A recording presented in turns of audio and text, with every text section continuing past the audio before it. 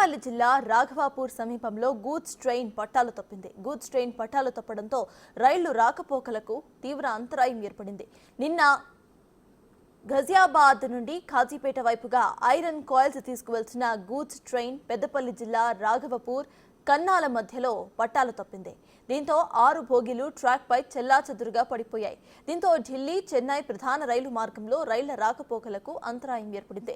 Super fast express రైళ్లతో పాటు passenger rails కూడా ఎక్కడికక్కడ నిలిచిపోయాయి. సమాచారం అందుకున్న రైల్వే సిబ్బంది సంఘటనా స్థలానికి చేరుకుని గూడ్స్ ట్రైన్ బోగీలను పట్టాలపై పడిపోవడం వల్ల వాటిని తొలగించేందుకు సమయం పడుతుందని చెబుతున్నారు. ఎక్కడికక్కడ ట్రైన్ నిలిచిపోవడం వల్ల ప్రయాణికులు నానా ఇబ్బందులు పడుతున్నారు.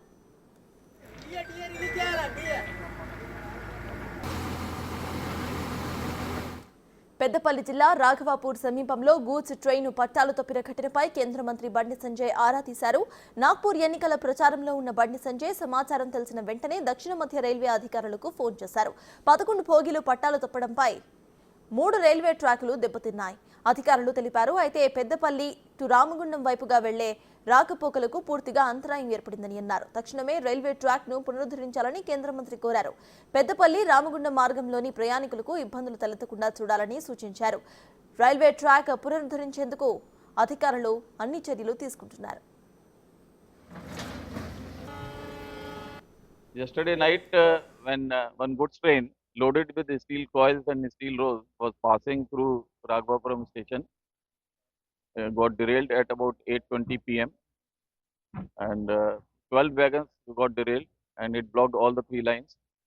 Immediately, the officers and staff who were available at Ramagundam, they were moved to the site, and senior officers started from Sikandrabad, and we have deployed 6 machines for clearing the track, and we hope that by today evening 6 p.m.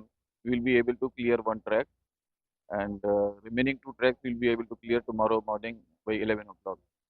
Our first priority is to restore the traffic. So first we are clearing the wagons, as you can see, and then we will restore the track, OHE and signaling system. So that is our first priority. Measurements are being taken, and then further inquiry will be held, and then only will come to know the actual cause. Yeah, we have diverted some of the trains, and then some trains we have cancelled also. Short distance trains we have cancelled, long distance trains we are diverted. So far we have cancelled 51 trains.